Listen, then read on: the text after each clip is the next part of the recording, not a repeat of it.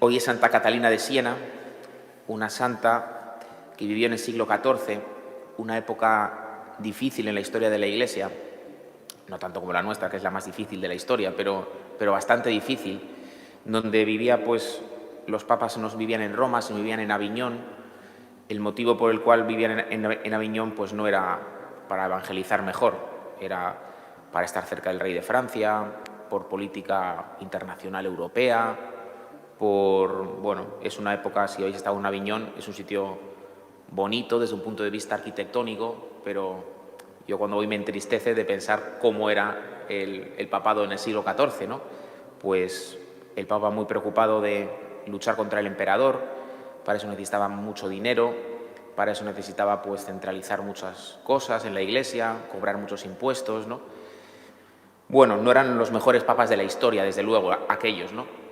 Serían peores un siglo después, o sea que, bueno, ¿no? Que no sean buenos no significa que no puedan ser peores, pero no era una época fácil para la historia de la Iglesia. En esta época, muchas personas preocupadas por la Iglesia, pues clamaban por una reforma y muchas veces clamaban enfadados, ¿no? Y no clamaban según Dios quiere. Y en esta época, en el siglo XIV, en el siglo XV, hay muchos reformadores, ¿no?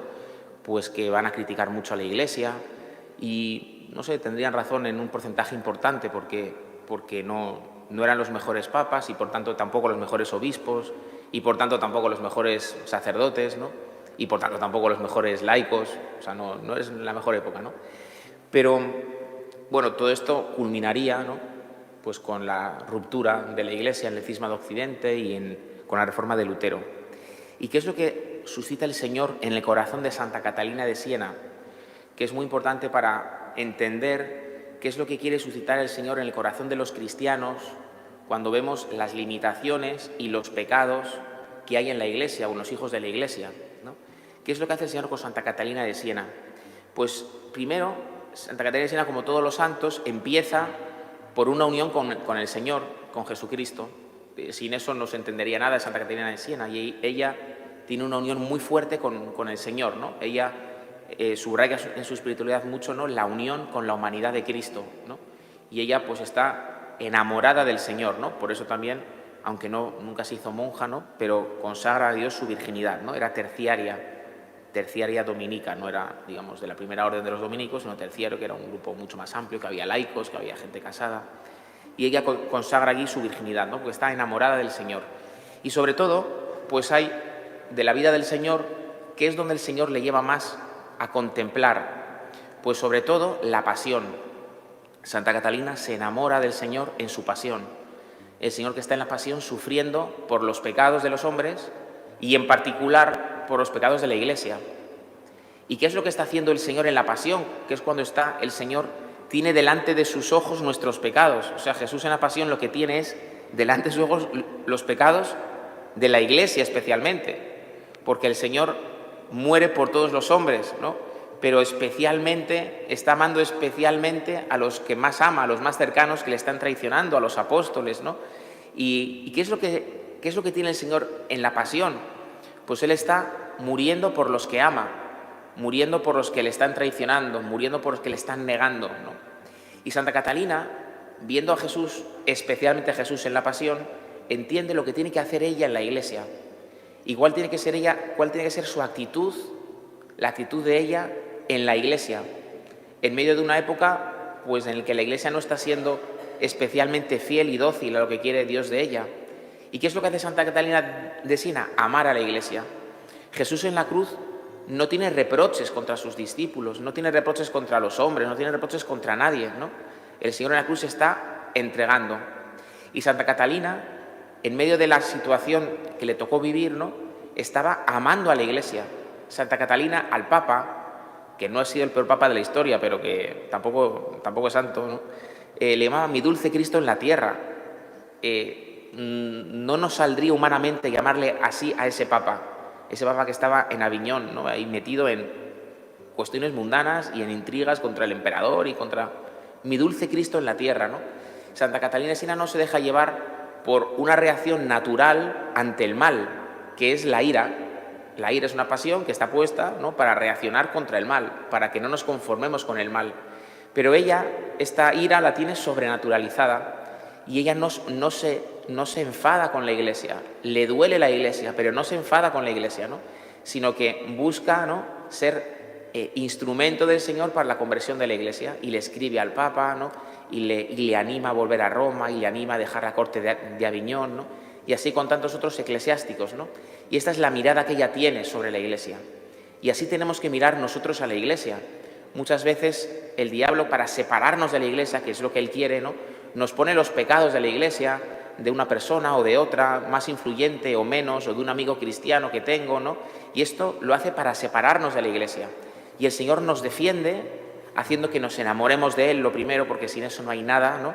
Que nos enamoremos de Él y que nos fijemos cómo ama Él a la Iglesia, ¿no? Cómo ama a la Iglesia hasta entregarse a la muerte por ella, ¿no?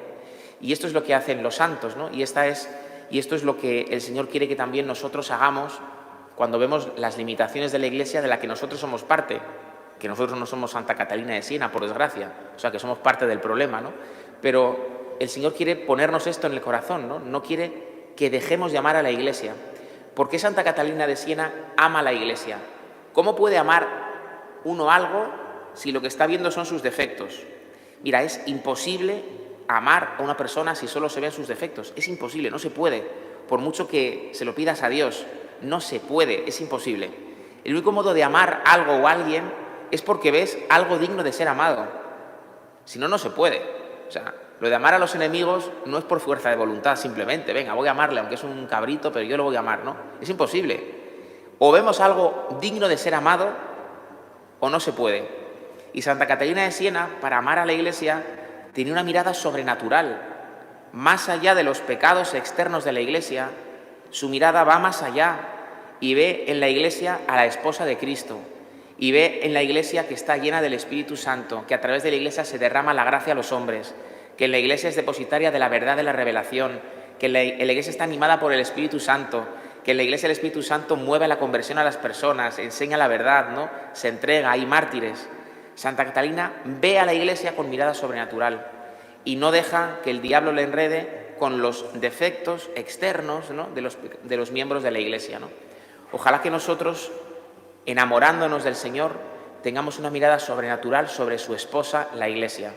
El Señor ama a la Iglesia, el Señor ama a cada hombre, por eso nosotros podemos amar a cada hombre, aunque sea pecador, y por eso nosotros podemos amar a la Iglesia, aunque veamos sus limitaciones y sus defectos, ¿no?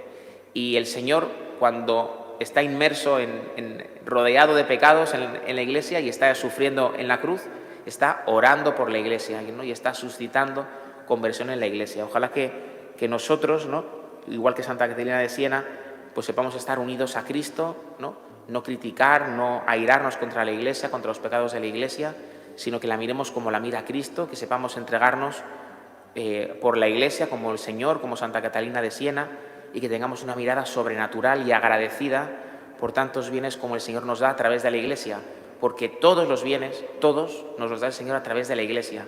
Él no hace nada sin la Iglesia, Él no hace nada, igual que no hace nada sin María, no hace nada sin la Iglesia.